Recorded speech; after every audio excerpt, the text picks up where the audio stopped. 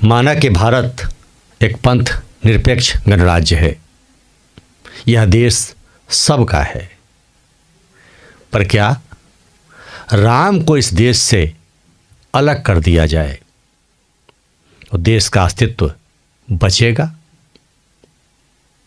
क्या राम के बिना यह देश अस्तित्व प्राप्त करेगा? कतई नहीं। राम इस देश के और इस सनातन संस्कृति के आत्मा हैं। नमस्कार, मैं शैलेश कुमार, शैलेश की बात में आपका हार्दिक स्वागत है। यह प्रश्न क्यों उठ रहा है? लोग कह रहे हैं कि सभी धर्मों को अपने अपने मंदिर, अपने अपने मस्जिद बनाने का अधिकार है, सबों को अपने अपने नाम रखने का अधिकार है, तो फिर किसी विशेष नाम पर आपत्ति क्यों? आपत्ति है, और किस कारण है? वह इस कारण है कि 6 दिसंबर, जिसे राम भक्त सब बाबरी मस्जिद नहीं कहते, विवादित स्ट्रक्चर कहते हैं, उसे समाप्त किया गया और फिर 500 वर्षों के बाद भगवान राम का भव्य मंदिर का निर्माण हुआ। लेकिन जिस 6 दिसंबर को यह घटना हुई, उसी 6 दिसंबर 2025 को बाबरी मस्जिद के नाम से मुर्शिदाबाद में शिलान्यास किया जाता है और कहा जाता है कि हम इसका नाम कुछ भी रखें, क्या फर्क पड़ता है? जिस प्रकार आपने राम मंदिर का निर्माण किया बाबरी मस्जिद को तोड़कर, तो अगर हमने बाबरी मस्जिद के निर्माण का शिलान्यास किया है तो इसमें आपत्ति क्या है?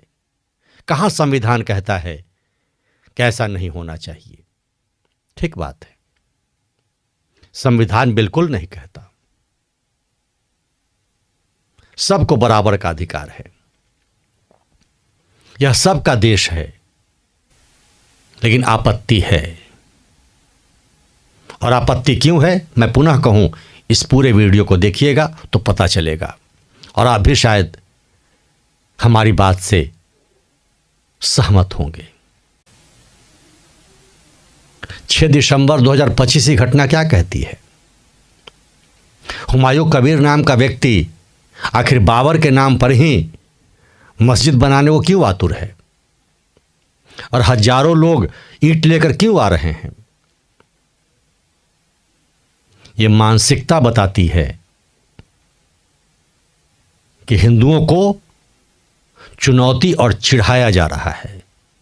लोग कह रहे हैं कि राम मंदिर के लिए भी तो ईंटें लाई गई थी, राम मंदिर का निर्माण किया, इसमें क्या गलत है?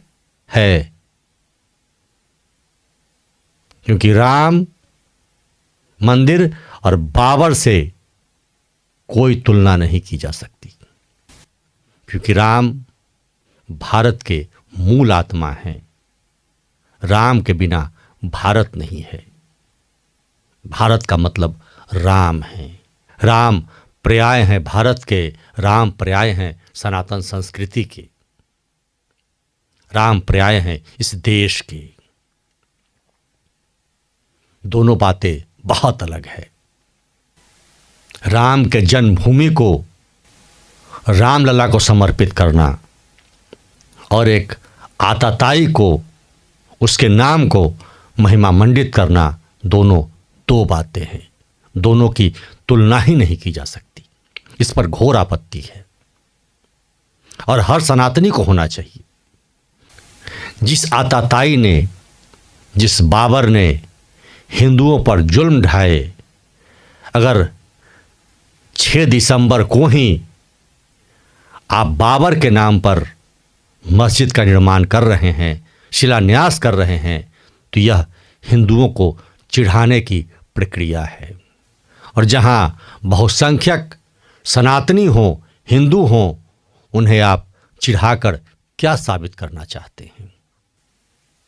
इंटेंशन गलत है और इस पर घोर आपत्ति है। मस्जिद का विरोध नहीं, उस इंटेंशन का विरोध, उस मानसिकता का विरोध जो आपके जेहन में है। यह भारत में आक्रांताओं को महिमा मंडित करने के समान है। और इस तरह अगर आप सनातन संस्कृति को, हिंदुओं को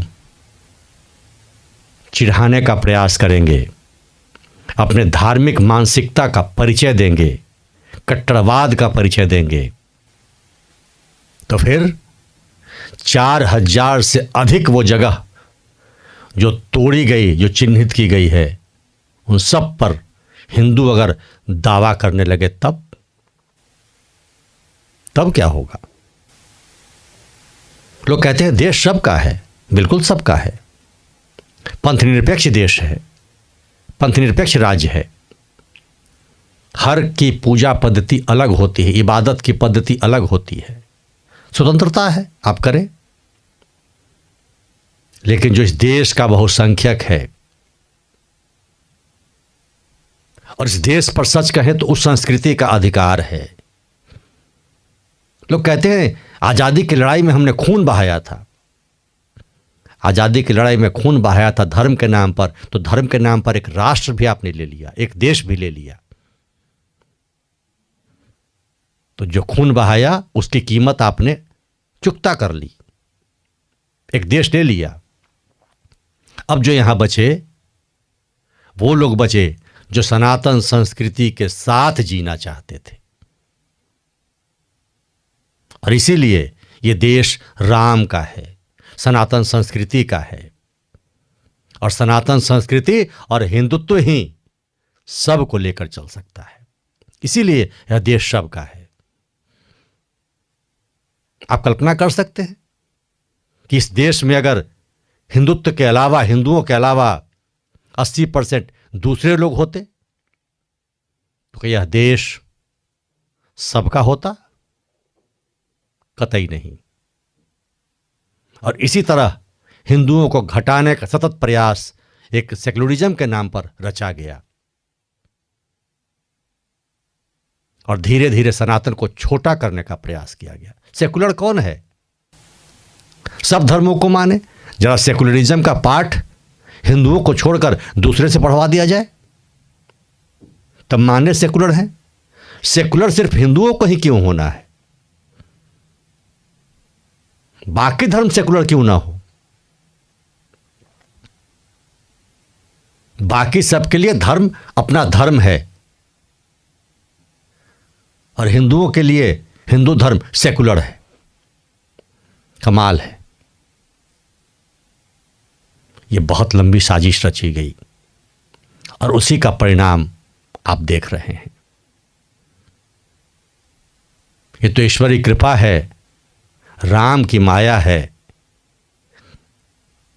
कि देश एक बार पुनः एक ऐसे सरकार के नेतृत्व में है जो सनातन संस्कृति को बचाने के लिए कटिबद्ध है।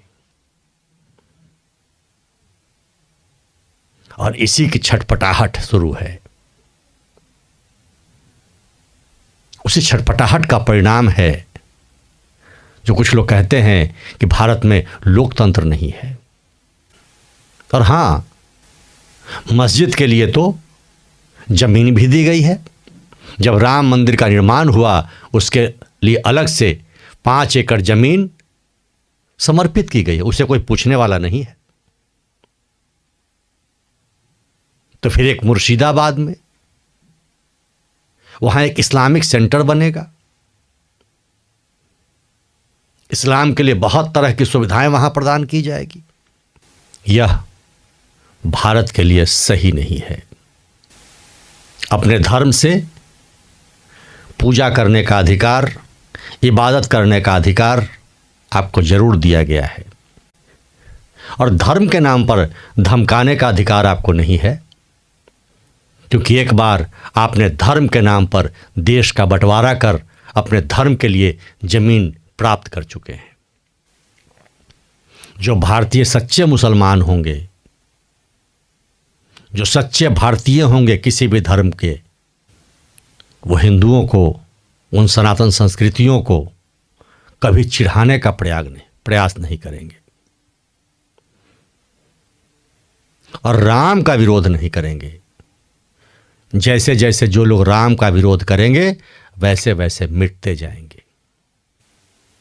शैलेश की बात को अभी तक सब्सक्राइब नहीं किया है तो सब्सक्राइब करें, लाइक करें, इन बातों को शेयर भी करें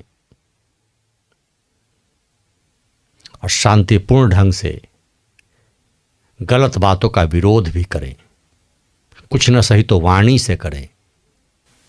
और तथाकथित जो नया सेकुलर बनाकर सनातन संस्कृति को काटने छाटने का प्रयास किया गया उसे पहचानें और बाबर जैसे आताताई लोगों के महिमा मंडन का विरोध करें।